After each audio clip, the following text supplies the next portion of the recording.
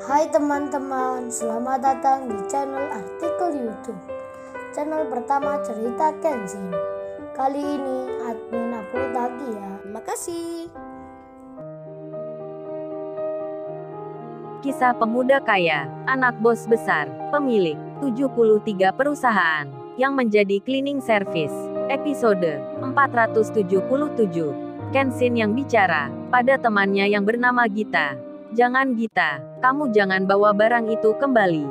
Nanti kamu kelelahan. Bisa-bisa kamu sakit, karena barang itu berat sekali. Seketika itu juga, manajer yang bernama Bu Erlin, yang memberikan perintah, jadi marah ke Kenshin. Bu Erlin berkata, "Hello cleaning service, kok lancang sekali lu ini? Berani-beraninya bicara begitu, membantah perintah atasan. Memangnya siapa lu ini? Sudah bosan ya kerja di sini? Bukannya kamu ini baru masuk kerja pertama, kok sudah bikin masalah?" Bu Erlin itu jadi emosi. Wajahnya nampak marah sekali, dan Kenshin menjawabnya, "Oh ini Bu, nama saya Kenshin. Dan benar saya kerja baru hari ini. Tapi asal ibu tahu, memerintah orang sembarangan itu tidak baik. Apalagi barangnya sudah sampai di sini. Masa disuruh kembali lagi? Kalau ibu ini yang berada di posisi Gita gimana? Apa mau melakukan?" Dan Bu Erlin makin emosi. Meledak-ledak marahnya. Sampai-sampai berkata, "Lu ini memang nggak tahu aturan ya? Bicara sama atasan pakai membantah segala. Baiklah hari ini juga lu akan dipecat kerja. Akan saya bilangkan ke HRD." Dan Kenshin menjawabnya, "Kalau gitu saya juga akan laporkan ke polisi. Karena perusahaan ini melakukan praktek penipuan. Dengan pura-pura menerima pegawai baru. Tapi meminta uang jaminan. Dan ibu memerintah Gita melakukan kerja yang berat, agar Gita dan teman-temannya tidak betah. Biar cepat keluar kerja." Waduh, tumben-tumben sekali. Kenshin to the point bicaranya. Langsung ke pokok masalahnya. Dan Gita pun mendengarnya. Gita langsung merasa, kalau memang dirinya membayar uang. Tapi belum tahu ceritanya untuk apa. Dan Bu Erlin pun jadi terkaget. Terkejut sekali dirinya. Cleaning service di depannya ini. Kok bisa-bisanya mengetahui akan masalah itu? Bu Erlin pun sedikit khawatir. Jangan-jangan cleaning service ini adalah polisi yang menyamar, karena mendapat laporan pegawai yang jadi korban. Bu Erlin pun tiba-tiba merendahkan diri, tak galak seperti sebelumnya. Dan Bu Erlin bicara, "Ya sudah baiklah, Mbak Gita nggak usah membawa barang ini. Sudah satu kali ini saja.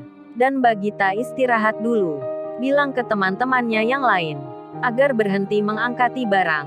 Suruh mereka juga istirahat." Mendengar hal itu, Gita jadi terheran. Manajer yang sebelumnya galak, tiba-tiba berubah jadi baik.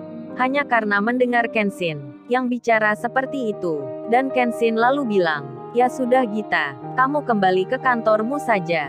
Aku tak melanjutkan kerja lagi." Kenshin tersenyum. Gita pun sama, masih belum mengerti dirinya. Siapa Kenshin itu sebenarnya? Kok bisa bicara berani begitu? Kenshin pun berjalan, meninggalkan kantor tersebut. Dan Bu Erlin sang manajer itu hanya melihatnya saja, tak berani lagi menegur Kenshin. Karena Bu Erlin masih curiga.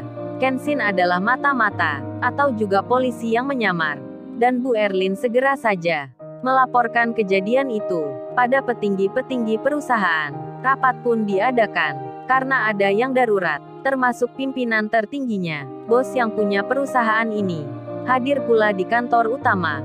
Dia adalah seorang wanita, Non Mary namanya, dan mereka saling bicara. Bu Erlin memberitahukan, kalau ada cleaning service yang mencurigakan, mengetahui tentang praktek penipuan yang terjadi di perusahaan ini. Seketika itu juga, mereka menjadi penasaran, yang mana orangnya, cleaning service yang dimaksud itu. Dan Bu Erlin pun bilang, "Itu dia kalau nggak salah bernama Kenshin. Lagi kerja di ruang kantor depan. Coba kita lihat saja dari CCTV. Nanti saya tunjukkan." Kemudian, mereka semua pun ke ruang IT, tempat pengawasan kantor dan karyawan. Lalu Bu Erlin itu bilang, dengan tangannya menunjuk orang. Bu Erlin berkata, "Itu Non Mary orangnya. Itu Pak Yudi Pak Erga anaknya. Yang sudah berani membantah saya. Yang tadi berkata begitu. Saya sangat curiga kalau dia polisi muda yang disuruh atasannya untuk mengawasi perusahaan kita. Tepatnya dia mata-mata terlihat di video CCTV tersebut. Kenshin lagi mengelap dinding kantor, membersihkan pinggiran lantai, menyapu-nyapu dan mengambil kotoran, dimasukkan di wadah sampahnya. Semua orang di ruang pengawasan itu melihatnya. Mereka melihat Kenshin yang lagi bekerja. Bahkan kerjanya sangat rajin sekali. Si Mary pun sama. Sampai bos wanita itu bicara. Oh ya, surat lamaran cleaning service itu di mana? Kita akan memeriksanya, biar bisa tahu siapa dirinya. Pak Darno pun berkata, oh itu Non Mary. Berdasar informasi yang kita dapatkan dari pegawai HRD yang mewawancaranya. Kemarin dia tak membawa lamaran kerja. Dan oleh pegawai HRD-nya, dia langsung diterima. Karena sudah bersedia membayar uang. Mendengar jawaban itu, bos yang punya perusahaan itu berkata, "Loh kok bisa begitu? Mereka orang staf HRD. Kok begitu ceroboh sekali? Bisa-bisanya orang tanpa lamaran kerja diterima begitu saja. Kalau begini ceritanya gimana? Sekarang ada mata-mata. Apa mereka mau bertanggung jawab?" Si Mary nampak marah. Kemudian melanjutkan bicaranya. Ya sudah, kalau begitu, besok minta saja surat lamaran kerjanya pada cleaning service itu, biar kita tahu dari mana asalnya. Oh ya Pak Yudi dan Pak Erga. Sekarang coba Bapak tanyakan saja pada pihak polisi yang biasa ke tempat kita. Tanyakan tentang cleaning service itu. Apa pemuda itu anggotanya? Apa dia benar-benar polisi? Pasti akan mudah diketahui. Kedua petinggi perusahaan itu menjawabnya dengan mengiyakan, dan langsung saja melaksanakan perintah, menghubungi oknum polisi itu. Sementara si Mary masih memperhatikan Kenshin yang berbaju cleaning service. Memang nampak beda sekali. Postur tubuhnya tinggi, kulitnya putih dan terawat, wajahnya pun terlihat tampan. Si Mary menjadi curiga kalau cowok itu lagi menyamar polisi yang sedang ditugaskan untuk mencari informasi. Dan waktu pun berjalan. Sudah 1 jam terlewati. Akhirnya yang ditunggu pun datang. Seorang oknum polisi yang biasa ke sini telah melihat Kenshin, bahkan sudah melihatnya dari jarak yang dekat. Kemudian oknum polisi itu berkata pada Mary yang punya perusahaan, serta pula staf kantor yang ada di situ. Seorang oknum polisi itu bilang, "Oh ini Non Mary, dia bukan anggota kami, dan dia bukan pula polisi. Jadi jangan khawatir. Saya yakin dia cuman pekerja biasa, yang hanya tahu info dari temannya, yang mengetahui hal itu. Jadi Non Mary tenang saja. Semua yang di sini aman. Kalau ada apa-apa saya yang mengabarkan." Mendengar jawaban itu, semua pun menjadi tenang, tak merasa khawatir. Dan Mary yang punya perusahaan itu bilang, "Oh ya Pak Darno, besok jangan lupa, Pak Darno dan Bu Erlin, minta surat lamaran cleaning service itu.